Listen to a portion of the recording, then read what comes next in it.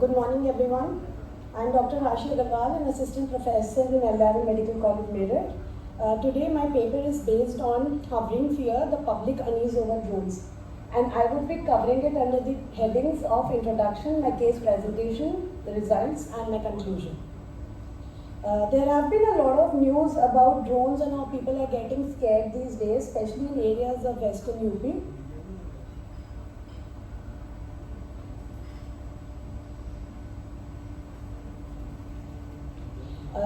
Villagers are frequently seen speaking in hushed tones about how drones are flying around their homes and which are causing a number of surveillance and also causing theft because of the same.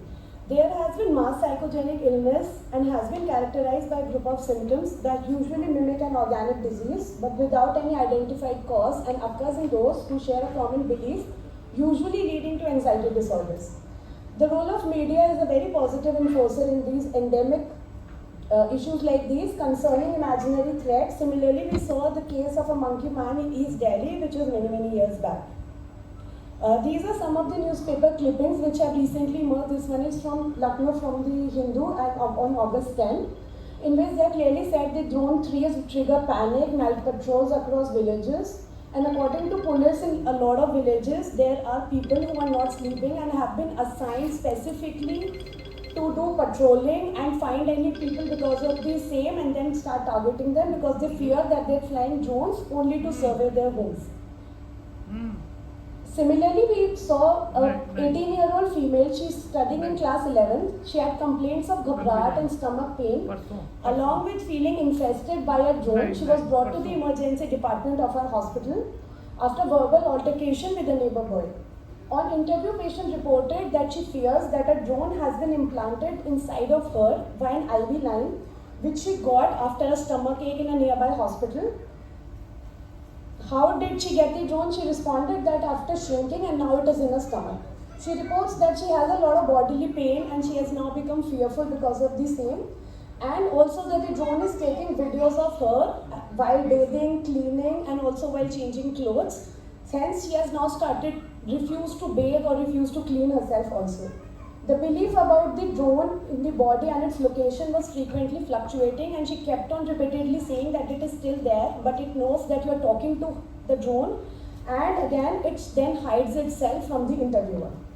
The belief about the drone was still fluctuating. On successive MSCs, the personality assessment showed a borderline personality pattern with expressing distress over being a middle child in the family, being neglected and also underloved. During the course of further admission, she said that she heard voices of people talking about her and the boy and that this news was now rampantly spread in her village and the voices were calling her bad names, but refused on questioning on serial MSCs. She appeared mostly fearful and anxious. She had functional impairment as she kept on saying that the drone was attacking her again and again as was causing her distress from inside the body and was cutting her repeatedly while also denying the same on successive interviews. I would also like to present another newspaper article which says India's hair rising urban myths, from monkey man to child eating wolves, also to hair cutting rampant things, which are a lot of endemic issues which start and eventually give rise to a lot of psychiatric issues. This is an old clipping from Hindustan Times from August 2017. The results: patient admitted and then diagnosed as moderate personality disorder, borderline trait, negative affectivity, dissociality and disinhibition. She was started on treatment and highlighting the importance of examining potential contributors to dissociation vulnerability across different socio-cultural contexts. This study wants to draw importance on the transcultural psychiatry in order to understand the role of environmental factors in behavioral phenomenology and also in modifying the psychopathology.